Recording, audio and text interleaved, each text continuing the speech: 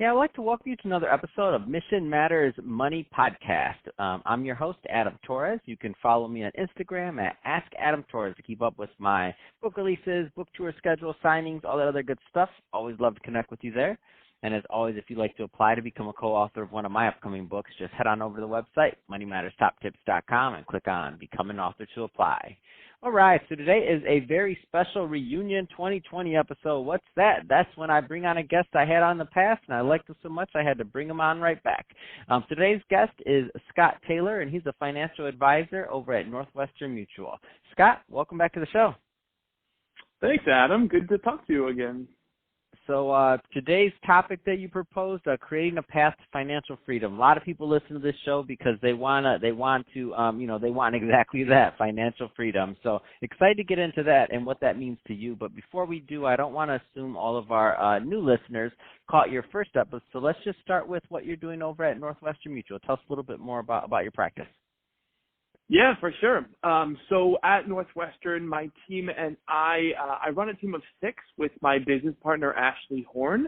And so on the team, basically, we have a couple of junior advisors and we have some support staff that are all absolutely fantastic. And really what we do is we help individuals.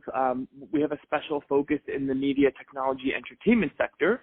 So those industries and those people that work in that area, we really have a focus on that. And what we ultimately do is we help our clients accomplish whatever it is that they're looking to accomplish in their life. So it runs a lot of different topics and a lot of different gamuts. It could be anything from, saving for retirement, learning more about tax efficiency, investing, budgeting better. A lot of people talk about things like that, buying investment properties. So it can run in a couple different areas, but ultimately we really just help our clients create a path to financial freedom and financial security. I think that's a great transition, Scott. Let's get into today's topic. So let's just get right into it. So creating a path to financial freedom. Where do you want to start with that one? Yeah, that's a great question. So I guess there's a couple areas that we typically start. One of the first things that I tell my clients when it comes to financial freedom is you have to understand the basics of finances. And so one of the most fundamental things that I think a lot of us know a lot about but don't actually implement is doing a budget. It's the dreadful B word in finance. I like to call it, instead of budgeting, I call it cash flow management. This might sound a little rudimentary, but really having a good idea of where your inflows and outflows come is the first most key fundamental to a solid financial plan. Once you figure out what that is, obviously it's really important and helpful to think of goals and objectives. So what is financial freedom to you? Is that you working part-time? Is that you being completely, independent and sitting on a beach and drinking Mai Tais every day? Is it somewhere in between? And so really understanding those facets, if you wanted to buy property, all that good stuff should fall into there. And then what I really tell clients is we want to set up the habit of consistently saving and investing. And I think that is so crucial. And very few people really have that consistency other than their 401ks. And so the habit of consistently saving and investing is so powerful, and that's really how true wealth is developed. And then once you get that habit of consistently saving and investing, the goal that I instruct my clients is to get to 20 to 30% of your total income. So if you make $100,000, let's save $20,000 to $30,000 a year into a variety of different buckets. And those buckets depend on what, each client. So everyone's a little unique and specific. And so maybe an older client is putting more money for retirement. Maybe a younger one is putting more towards, student loans or saving for a house down payment, things like that. Where do you find, and I know this is going to vary from client to client and, of course, age and where they're at, but what do you find are some of the common reasons that people fail to hit their goals towards financial freedom? So why do you think that a lot of people fall short? Yeah, I think there's 2 facets to that. The first one, I think, is education. So I think that people don't necessarily know what to do. I don't think it's a lack of desire. I really just think it's because, finances are not something that's necessarily taught to the masses through our current school system here in the U.S. So I think a lot of people lack the knowledge around it. I tell all my clients that finance is really an issue of education, not intelligence. There's a lot of really, really smart people that don't know how to manage their money. And I think the second piece that falls into that is execution. We're all our own worst enemy. And I think, there's procrastination happens, and I think it's always easy to think that later in the future we'll save more money.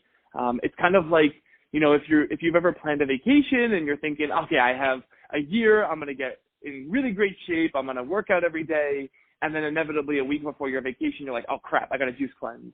And so I think that's kind of a similar, we don't want to juice cleanse our retirement. So I think it's really about execution and people actually taking steps on a day-to-day basis, and also just learning more about it and just being better educated. Man, that's awesome. That might be the title for the show. We don't want to juice cleanse on retirement. That's awesome. Juice cleanses are great. They're great. No, it is, but you can't catch up at the end. It just doesn't work that way. That's exactly. amazing. That being said,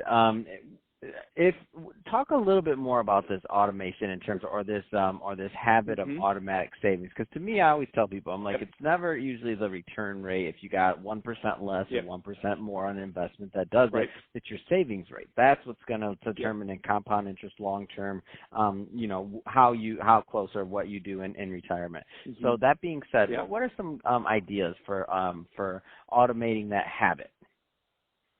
So what I walk through with clients, and I think everyone can do this on their own, is first go through your expenses and break them into your fixed expenses and your variable expenses.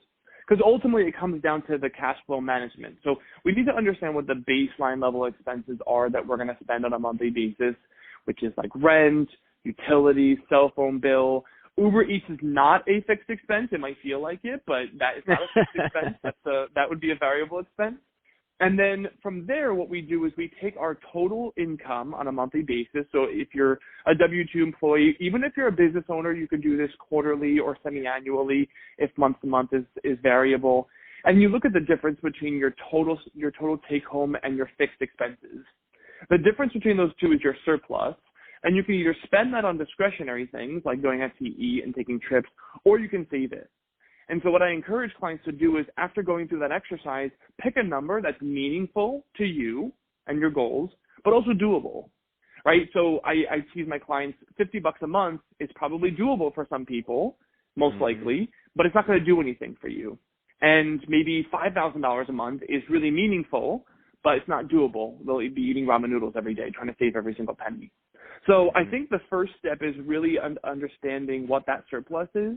And then the tactics behind it, I mean, there's a lot of tools out there, right? So there's Acorns, there's Digit, there's a lot of apps that will do that. But at the end of the day, all you really want to do is just set up some type of systematized process, either through a bank transfer, right, straight from checking to savings, into an investment account, if you use some type of investment platform, directly from your checking to that platform, and your 401k, right? So 403b, 401k platforms are great as well. So that would be where I would tell people to start.